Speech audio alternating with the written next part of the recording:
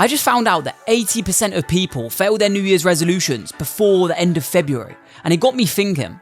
After doing loads of research into the subject and the exact science behind New Year's resolutions, I think I can finally answer the question, why do we almost always fail our New Year's resolutions? And more importantly, how you guys can stop yourself failing and achieve your New Year's goals. So I think one of the big things that people struggle with anyway is goal setting. I think that a lot of people have this way of kind of trying to set goals, but kind of setting them too broad or too narrow, or not really understanding the big part about it. Perhaps they're saying that, oh, I'm going to be an astronaut. But it's like, if you want to be an astronaut, it's not so easy to get there like that. So it's like, essentially there's ways that we're able to set goals which are a bit more achievable and actually motivate you along the way, which is always ideal. One of the theories to do with goal setting is called SMART goals. You may have even heard this at school. It's one of them things that I learned it in school loads of times, and it's like kind of learned it back then, but it doesn't really go in so much.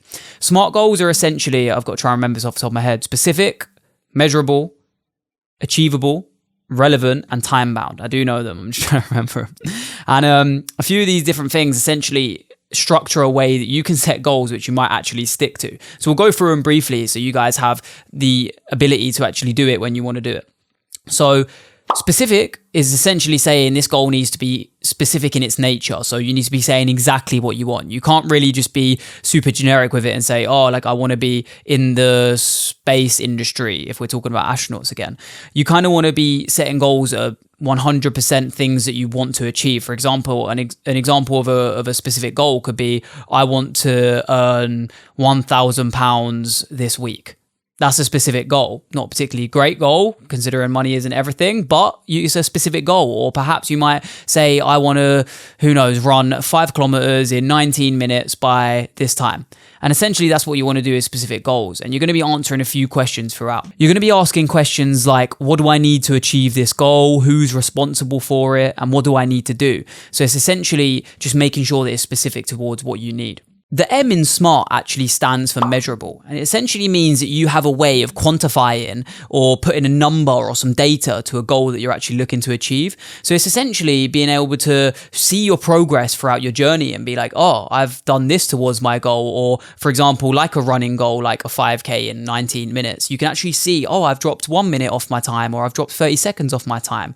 And it can be super motivating because it kind of gives you these little moments where you're like, oh, I'm getting towards my goal. So it's really important to be able to quantify these goals and not just have some generic normal goal that doesn't really make much sense about how you're actually going to get there, nor being able to track your progress. The A stands for achievable. And it's pretty much exactly what it says on the tin. You want to be setting goals that you can actually get to. And I know people don't really want to put limits on themselves in terms of what they can achieve. And I wouldn't want to either. But there are some things that are just completely impossible to attain. Like right now, we don't have the technology to be able to go to Neptune, for example. And if you say in 2 weeks, I want to fly to Neptune, it's just not going to work out like that. So it's obviously really important to set goals that are actually achievable.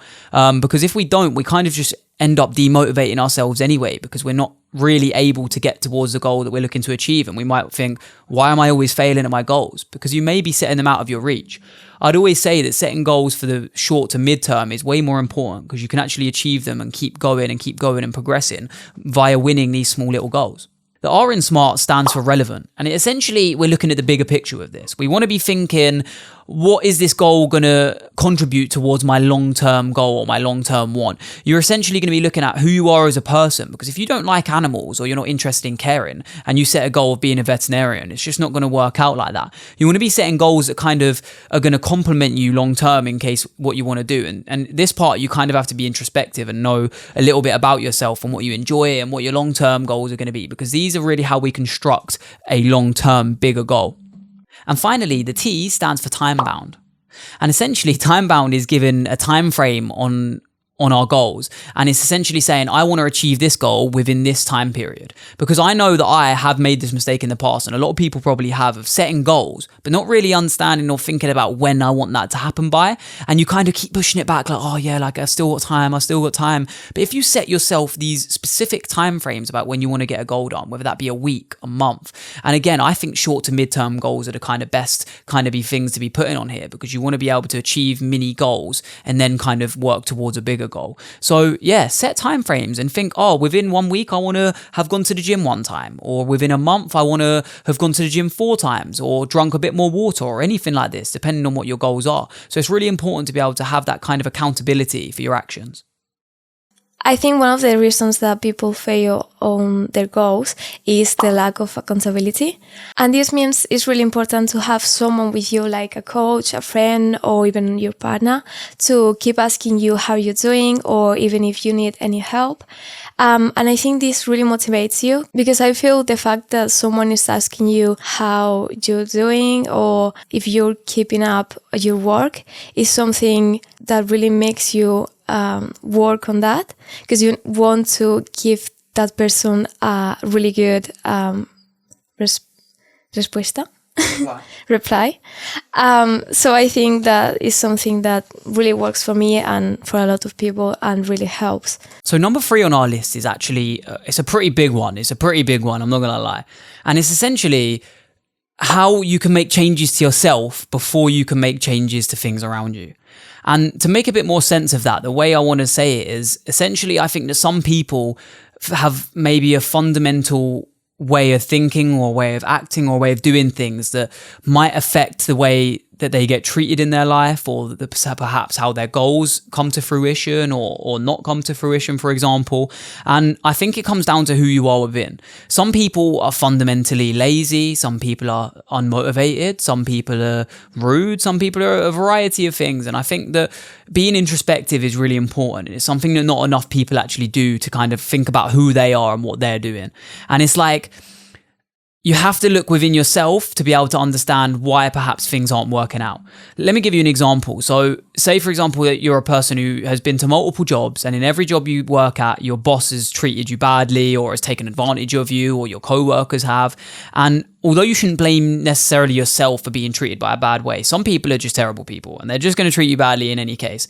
But things like workplaces like that, there might be something about you, for example, you just don't stick up for yourself, or perhaps you're not so confident in what you believe in, and you need to be able to kind of find a way to change yourself in a way that allows your goals to come to you, you know? So it's like, we kind of have to look at ways to look within ourselves and be like, right, I'm this, and I'm good at this, and I'm bad at this. This could be anything from, I'm really not very good at telling myself that I've done something wrong, or I'm really not good at holding myself accountable. I'm really not good at doing this or doing that. And there's so many different examples of what you might want to change about yourself.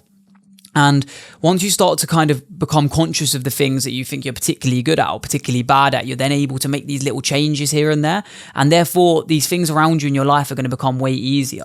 If you're a really lazy person, but you want to become incredibly fit, you need to look at yourself and understand perhaps why am I this way? Like, what's created me, or what's caused me to be this way? Or is it just a matter of mind over matter, and you just need to be able to get better at realizing that you need to get out and perhaps just work on your discipline or your motivation, for example. So it's a matter of, it's a bit of a balance here, because you can't always change certain things about yourself. And a lot of the things you shouldn't have to change about yourself, because they could be pretty beautiful things. But being able to see the negative things about yourself and be able to then make changes is going to make your goals come over this path of beautifulness way easier than if you've got loads of obstacles in your way, kind of blocking yourself. At the end of the day, you need to get out of your own way. And if you're out of your own way, then you can focus on other things and other problems differently. But once you're gone out of that path, things are going to come way easier. Another big point is self-doubt. And I think everyone has felt this before. I think the best way to take this is, maybe you feel like you're not doing enough, or you don't like what you're doing or what you see, and the things that you're trying to achieve are not working, or maybe something that is not getting you what you want to do. Self-doubt is when you don't believe in yourself, or you don't think you're doing enough. And I think a lot of people have this. But I think the way to figure this out is trying to think or look at things in a wider perspective. And yeah, I think that really helps. Even the fact of asking someone what they think about your work or about what you're doing, I think that really helps, and is something that makes you realize that you're doing enough and good and everything you can at that time. And I think that helps you. I think a lot of people are too self-critical sometimes, and I think it's something that everyone should work on, because if you put your mind to something and you work hard for it, you can achieve it. So the last one's actually a really important one, and it's actually that you're scared of doing the thing that you want to achieve, and it completely blocks yourself from doing it. And I know that sounds weird because you think I'm not blocking myself from achieving my goals, but when you think about it, and I'm going to reference the book in a moment, and it's going to make so much more sense. So the book I'm actually talking about is a book called The Big Leap by a guy called Gay Hendricks. And essentially in the book, he's talking about these hidden things with people which actually stop them from achieving their goals. And one of the big ones he talks about is that you feel fundamentally flawed. You feel like there's something that's actually wrong with you, that you're undeserving of achieving a goal. And it makes a lot of sense, because there's so many times where I've thought about doing something and I think, yeah, but like, I'm just not that person. But there's no one to tell you that you're not that person. There's no one that should be able to tell you that, even yourself, that you're not going to be the one to achieve that goal. Essentially, most humans can achieve what they want as long as they have commitment and determination.